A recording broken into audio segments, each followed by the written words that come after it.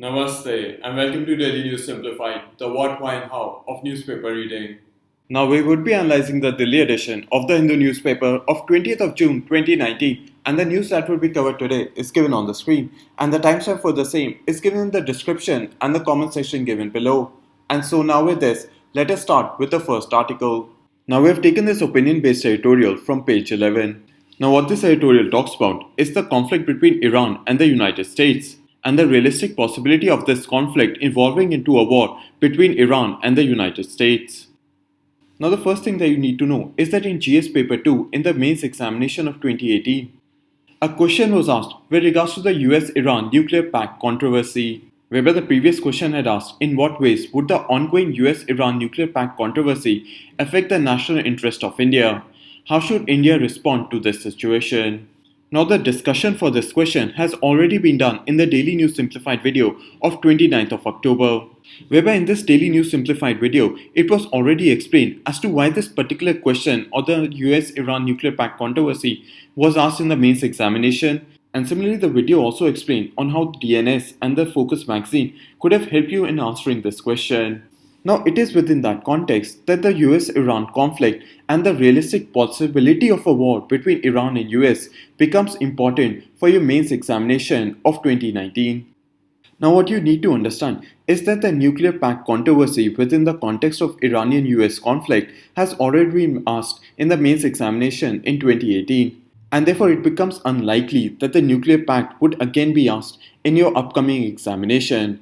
However, another aspect, which is the realistic possibility of a war between Iran and the United States within the context of the Iran-US conflict, does become important for your mains examination of 2019.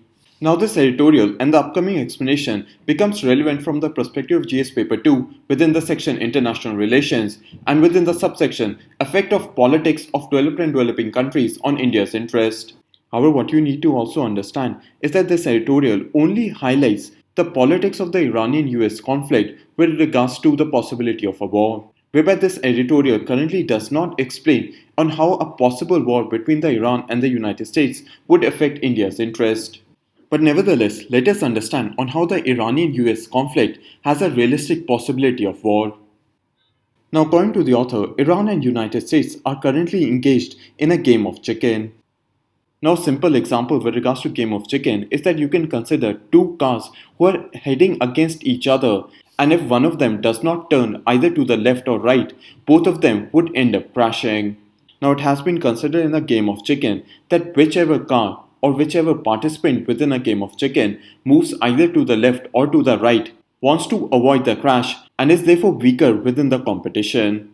And according to the author, both Iran and the United States are currently engaged in a game of chicken, whereby both the countries are currently heading towards war. And if one of the countries does not give concessions to the other country or does not agree to the demands of the other country, then both of these countries are most likely to engage in war, whereby both the countries do not want to be seen as being weaker as compared to the other, and both are willing to let their conflict grow to the stages of war and wait and see if the other is willing to give up its concession and is willing to agree to its demand, whereby Iran is waiting for the United States to agree to its demand, while the United States is waiting for Iran to agree to the demands which has been put up by Donald Trump. And both are waiting to see as to which country would agree to the demands of the other and thereby avoid a crash or a war between both the countries. Now, the author has further highlighted various actions that have been undertaken by the United States to escalate tensions with Iran. Now, the first main action that was undertaken by the United States to increase tensions with Iran was to withdraw itself from the Iranian nuclear deal. Now, what you need to know is that the Iranian nuclear deal is officially called the Joint Comprehensive Plan of Action, but it is popularly known as the Iranian nuclear deal. The second action undertaken by the United States was to put up severe sanctions on the Iranian economy. The third action undertaken by the United States to increase tension with Iran was that it put pressure on various countries, especially India and China, to reduce their import of Iranian oil. The fourth step which has been undertaken by the United States is that it has termed the Iranian Revolutionary Guard, which is the main military force of Iran, as a terrorist group. The fifth step undertaken by the United States is that it has increased the number of troops and its naval presence around Iran. And the sixth and the last major step which has been undertaken by the United States to increase tensions with Iran is that it has been very supportive of the rivals of Iran, which are Saudi Arabia and Israel. However, what the author has shown is that none of these measures which have been undertaken by the United States have ensured a behavioral change within Iran itself. Now, what this means by behavioral change in Iran is that the United States has taken various measures through which it wants Iran to do as what the US demands. Whereby the first behavioral change which the United States want is that Iran should withdraw its support to the Houthi groups within the Yemen war. Now, what is happening in the country of Yemen is that there are two conflicting groups. First are the Houthis, which basically belong to the Shia sect and are being supported by Iran. And the second main group within the Yemen war is the Saudi-led Arab Alliance. Now, the Saudi-led Arab Alliance is basically supporting the Sunni groups within Yemen. And it is within that context that the United States wants Iran to withdraw its support to the Houthi groups and thereby allow the Saudi-supported Sunni groups within Yemen to take control over the country. The second US demand is that Iran should withdraw its support to the Hamas terrorist group, which is terrorizing the country of Israel. Now, the major terrorist group which is affecting the country of Israel is Hamas, and this terrorist organization Hamas is being financed and being morally supported by the country of Iran. The third US demand is that Iran should withdraw its support to the Shia groups within the Syrian and the Iraqi conflict. Now, again, what is happening here is that both in the country of Syria and in Iraq, Saudi Arabia is supporting the Sunni-led dominated groups. However, what is happening is that Iran is supporting the Shia-led groups within both of these countries. And it is within that context that the United States wants Iran to withdraw any form of involvement within the Iraqi or the Syrian conflict.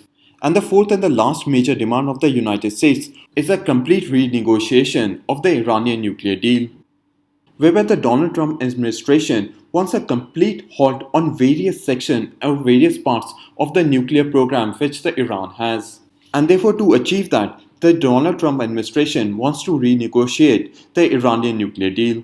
However, what is happening is that the European Union, China, Russia, and Iran, who are the other major partners within the Joint Comprehensive Plan of Action, do not want to renegotiate the Iranian nuclear deal.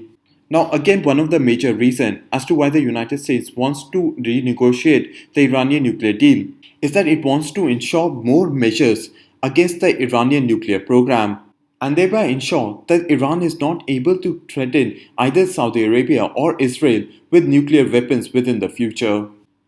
Now, it is within the context of the actions which the United States has taken to ensure behavioral change by Iran that Iran has also taken various reactionary measures or reactionary actions against the measures which the United States has taken. Now, there are two main actions which has been undertaken by Iran as being reactionary to the actions undertaken by the United States. Now, one of these steps was peaceful in nature and did not cause an increase in tensions with the United States. Now, it is the last step which has been undertaken by Iran which has caused it to engage in a game of chicken with the United States. Now, the first peaceful step which was undertaken by Iran was to work with other major powers such as the European Union countries, Russia, China, India, and others to ensure that the US sanctions do not become effective and also that the Iranian nuclear deal continues.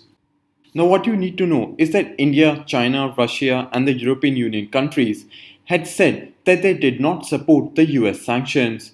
And apart from this, countries which were participant within the Joint Comprehensive Plan of Action, such as Germany, Russia, France, China, and others, had also said that they would be willing to continue with the Joint Comprehensive Plan of Action or the Iranian nuclear deal.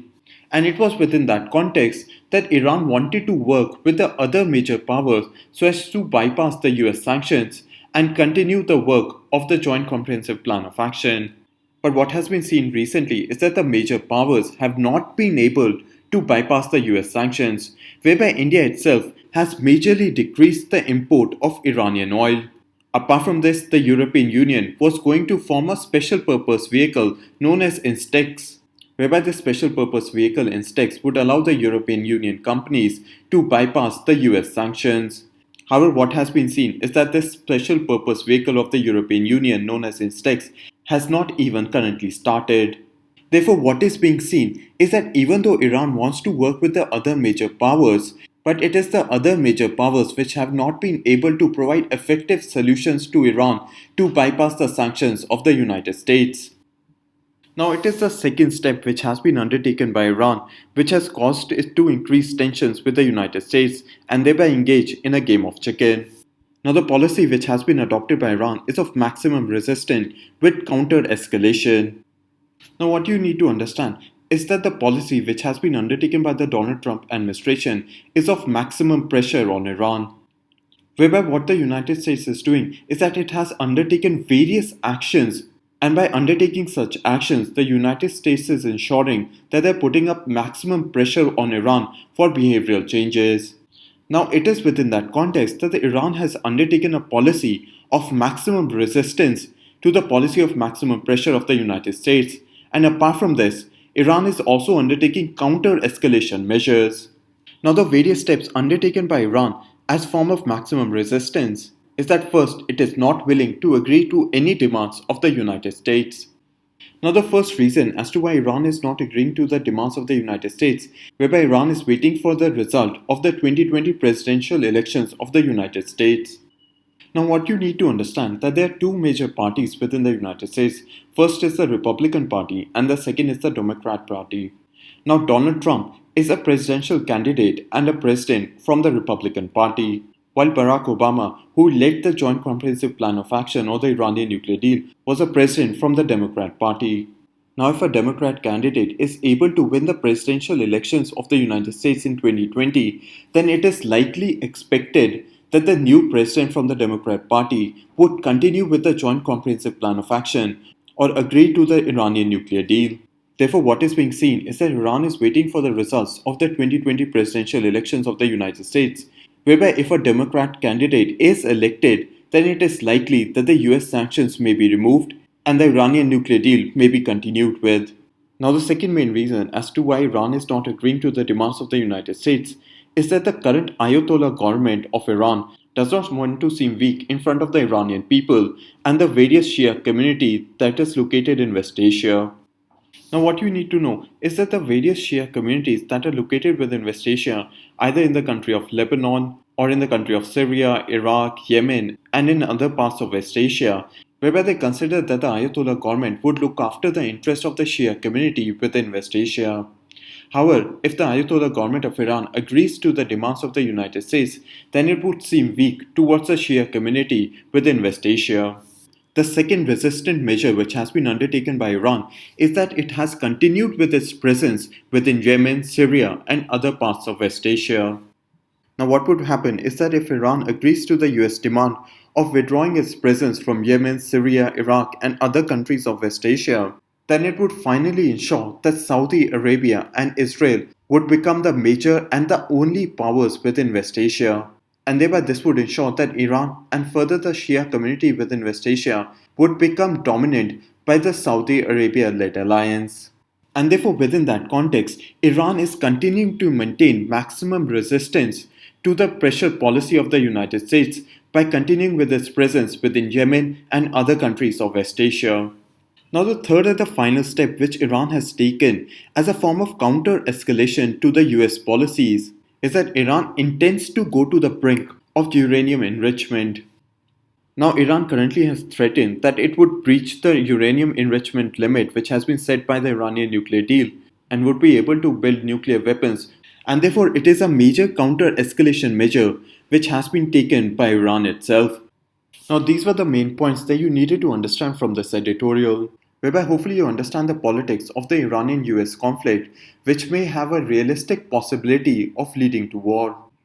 But apart from this, you also need to understand that this news is currently in transition, whereby we'll have to wait and see as to what are the possible future actions that might be undertaken by both United States and by Iran, and whether those actions would lead to war or not. And similarly, we'll have to wait and see as to what would be the impact of such a conflict between Iran and the United States on India's national interest. But hopefully you've understood the main crux and the focus of this editorial. And so now with this, let us move on to the next article. Now we have taken the lead editorial from the editorial page on page 10. Now the main focus of this editorial is that India intends to become a 5 trillion economy by 2024. And according to the author, apart from measuring the economy in quantitative terms, the Indian economy should also be measured in terms of how much it contributes in the ease of living of Indian citizens.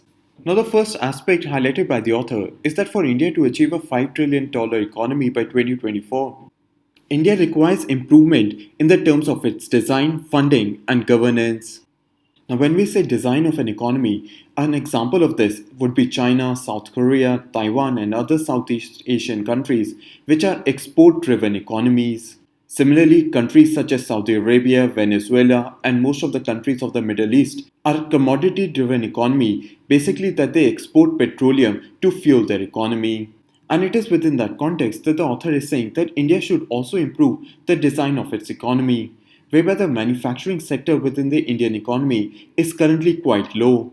And it was within that context that the Indian government started the Make in India program, whereby what the government of India wanted to achieve is that foreign and Indian companies start to manufacture their products within India.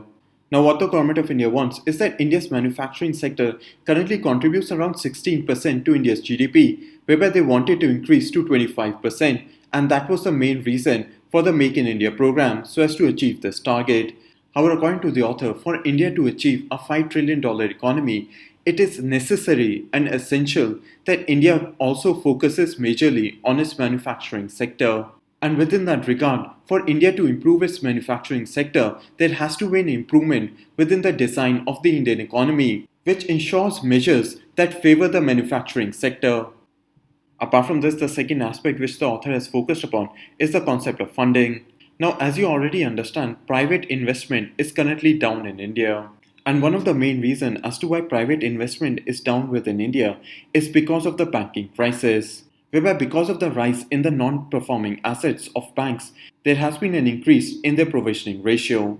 And because of both of these aspects, banks have lesser amount of money to lend to the private sector. And because banks have lesser money to lend to the private sector, the existing amount of money which banks are able to lend are given out at a high interest rate of more than 8%. Therefore, because of this high interest rate and shortage of funding from the banking sector in India, there has been a decrease in the private investment, whereby the private firms have lesser amount of money and are also not able to afford the high interest rate given out by the banks, and therefore they have less amount of funding to invest within the Indian economy. Now, this is a simplified gist or a simple explanation as to why private investment is currently down within India.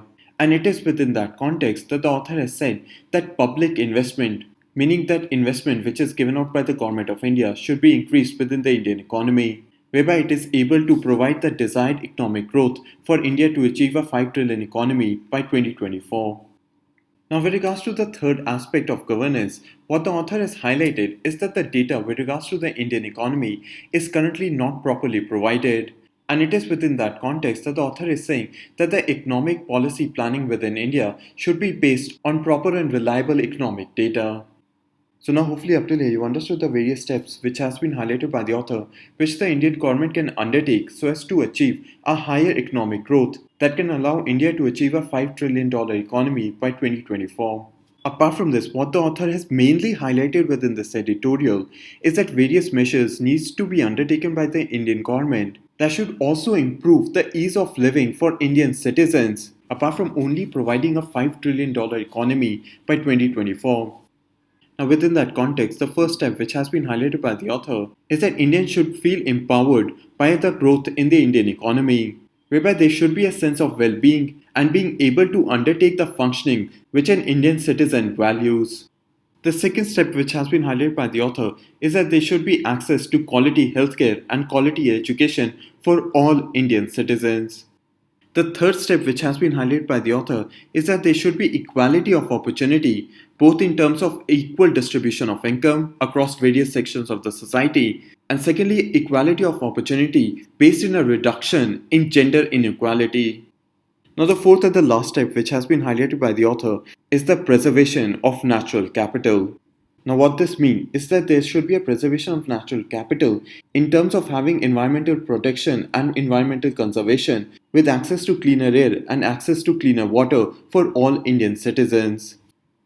So now hopefully up till here you've understood the main focus of this editorial as to what is the vision of the author with regards to what a $5 trillion economy in India would look like. Now you should see this editorial and it's finishing with this section from the perspective of GS paper 3 within the section economic development and within the subsection Indian economy and issues relating to planning. And so now with this, let us move on to the next article. Now we have taken this article from page 4. Now what this article highlights are various problems which the Cyber Prevention and Awareness and Detection Unit of the Delhi Police is currently facing. Whereby what is happening is that tech giants such as Facebook, WhatsApp and others are not properly sharing information on time with the Cyber Prevention Awareness and Detection units. Now this is a problem not just only for the Delhi Police but is being seen for every enforcement agency within India. Apart from this, the article also further highlights various other challenges which Simplified is facing. Now you should try to understand these challenges which Simplified is facing in a much more holistic manner, whereby most of the Cyber Prevention Awareness and Detection Unit in various states across India face similar problems. Now the first challenge which has been highlighted is that various tech giants such as Facebook, Google and others are not sharing their information on regular basis or as required by the cybercrime prevention units. Now the first point that you need to understand which is not highlighted within this article is that most of the tech giants such as Facebook, Google, WhatsApp and others are basically located within the United States. Whereby as per the Justice Sri Krishna Committee on Data Security, 8 of the top 10 websites within India are located within the United States. Now for any US tech entities such as Facebook, Google and others to share their user information with the Indian government, they have to first ask permission from the US government, whereby after they have received permission from the US government that they can share that information with the Indian enforcement agencies. And apart from this, what you also need to understand that even before taking permission from the US government to share the information, the tech giants still have sole discretion whether to share that information or not. However, what is currently being seen is that for Indian enforcement agencies to request information from US-based tech giants, they have to go through the Mutual Legal Assistance Treaty, whereby they have to request information under the Mutual Legal Assistance Treaty, and this is very time consuming. And because of the delay in being able to achieve this information, it leads to a delay in providing justice to the victims. The second challenge which is being faced by cybercrime prevention units across India is of a crunch in manpower. Now what is being seen is that the cybercrime prevention units do not have access with required technical officers with knowledge of cybercrimes. Apart from this, what the article has highlighted is that under the IT Act within India, only an inspector rank officer can investigate such cyber crimes. And what is being seen across India is that there is a deficiency in the inspector rank officers, whereby there are not enough inspector rank officers to undertake the large number of investigations with regards to cyber crimes. However, a solution has been undertaken by Simplified with regards to this, whereby they are also training constables with technical knowledge to handle cyber crimes. Now the third and the final problem which has been highlighted in this article with regards to challenges for cybercrime prevention units across India is that there has been an increase in the number of technology and number of websites such as on the dark web which provides complete near anonymity to a person who is indulging in cybercrime, whereby the enforcement units are not able to trace such people. Now these are the three main challenges which has been highlighted within this article which CyPAN or the Cyber Prevention Awareness and Detection Unit of the Delhi Police is currently facing. However, you should understand these challenges in a holistic manner, whereby these challenges are also being faced by various cybercrime prevention units across India. Now you should see this article from the perspective of JS Paper 3 within the section Security and within the subsection Challenges through Internal Security through Communication Network, Role of Media and Social Networking Science to Internal Security Challenges, and Basics of Cyber Security. And so now with this, let us move on to the next article. Now we have taken this article from page 15. Now what this article highlights is that there has been some changes with regards to the decision-making process for the Inter-Creditor Agreement. Now, information with regards to what is the Inter-Creditor Agreement has already been explained in the Daily News Simplified video of 10th of August 2018, whereby a major change that has now been made with regards to the Inter-Creditor Agreement is with regards to the decision-making process. And therefore, what we're going to do today is use the section of the Daily News Simplified video of 10th of August to understand what is an Inter-Creditor Agreement, and after that understand what has been the changes that have been made to the decision-making process. Now, apart from this, what you also need to know is that in the prelims examination of 2019, a question has been asked with regards to what is the purpose of the Intercreditor Agreement signed by the Indian banks and financial institutions recently. Whereby the correct answer to this question is D, whereby the purpose of the Intercreditor Agreement is to aim at a faster resolution of stressed asset of rupees 50 crore or more. And those who had watched the Daily News Simplified video of 10th of August would have been able to answer this question, whereby the applicability of the Intercreditor Agreement is that it is applicable to all corporate borrowers who have availed loans and financial assistance for amount of rupees 50 crore or more under consortium lending, or what is meant as multiple banking arrangements. Apart from this, within the Daily News Simplified video of 10th of August, a question for practice was also asked, in which the question asked, consider the following statements related to Intercreditor Agreement, whereby the first statement in itself is that the Intercreditor Agreement is aimed at the resolution of stress account with a size of rupees 50 crores and above. Whereby, as explained within the question for practice, it is only the first statement which is actually correct. And therefore, with the help of the question for practice of Daily News Simplified video of 10th of August, you would have also been able to answer the question that was asked in the prelims examination of 2019. Nevertheless, for today, let us first understand as to what is an Intercreditor Agreement with the help of this section from the Daily News Simplified video of 10th of August. And after that, let us understand as to what has been the changes made with regards to the decision-making process. Now, the Intercreditor Agreement was prepared by the Indian Banking Association, and it was supposed to serve as a platform for banks and financial institutions to come together for the resolution of stressed accounts. And under the Intercreditor Agreement, lenders such as banks and financial institutions will jointly appoint a lead lender, meaning the lender which has the highest exposure to a stressed account. And this lead lender will function on behalf of the entire group. So let's say if there's some company called A and it has stress accounts in bank 1, in bank 2 and in bank 3, wherein its stress account in bank 1 would be of rupees 10, in bank 2 it might be of rupees 15, and in bank 3 it might be of rupees 7. And because bank 2 has the highest exposure of stressed account of person or company A, it would become the lead lender. And this bank 2 would then function as a lead lender on behalf of both bank 1 and bank 3 to resolve the stressed account of the defaulter. And this lead lender would give a resolution plan for the non-performing assets before the group. And so after bank 2 has been made the lead lender, it would form a resolution plan. And this resolution plan it would put forward to bank 1 and bank 3 and to the defaulting person or company.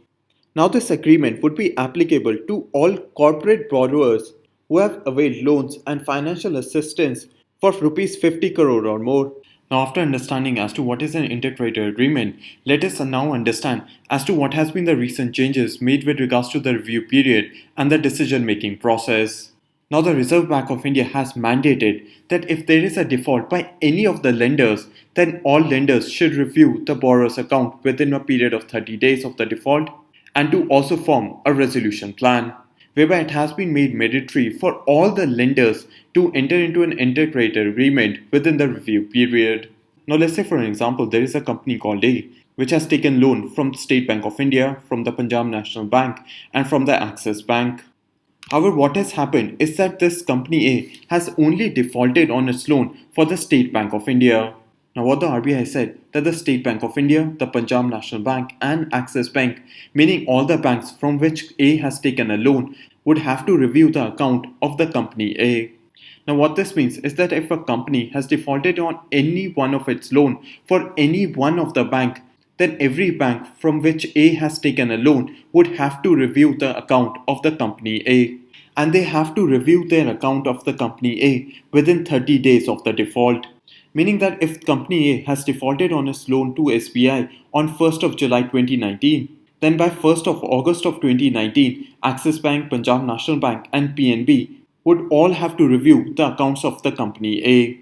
And this period of 30 days is known as the review period. And within this period of 1 month, which is the review period, these three banks or all the banks from which company A has taken a loan would need to form a resolution plan, whereby the Reserve Bank of India has made it mandatory for all the lenders to enter into an Intercreditor Agreement within the review period. whereby the lenders on whose loan Company A has not even defaulted would also have to enter within the inter-creditor agreement.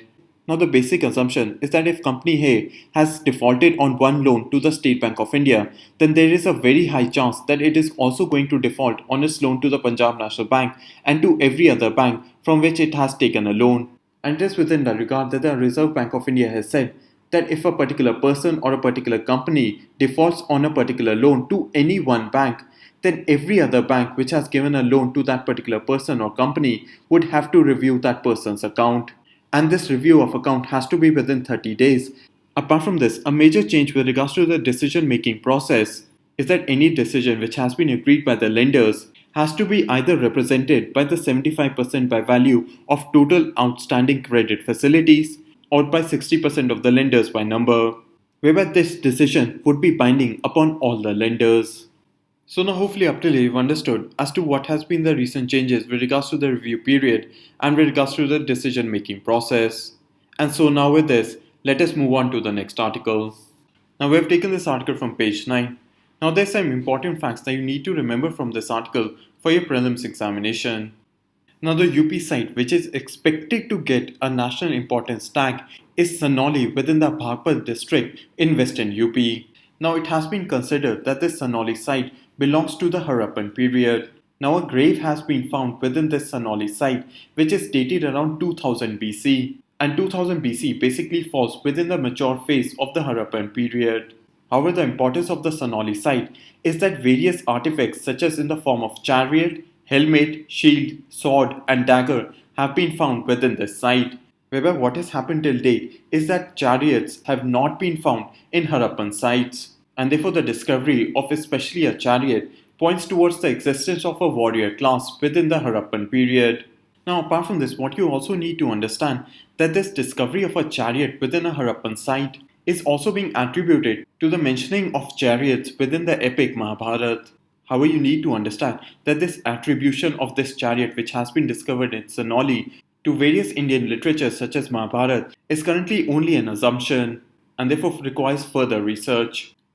Now, an important point about this site that you also need to know is that it is the largest necropolis of the later Harappan age, whereby a necropolis is an extensive and elaborate burial place of an ancient city. Now, these are the main points that you needed to remember about the Sanauli site with regards to your prelims examination. And so now with this, let us move on to the next section. Now, we have taken this opinion-based editorial from the editorial page on page 10. Whereby this editorial has said that the health and education cess which has been collected by the Government of India is not being properly utilized. And therefore, according to the author within this editorial, the Government of India must utilize the proceeds or the money which has been collected under the health and education cess. And apart from that, the Government of India should also publish an annual account on how they have spent this money. However, what is important for you to understand from this article is what is a cess and how is it different from a tax. And we're going to understand both of these aspects through question for practice.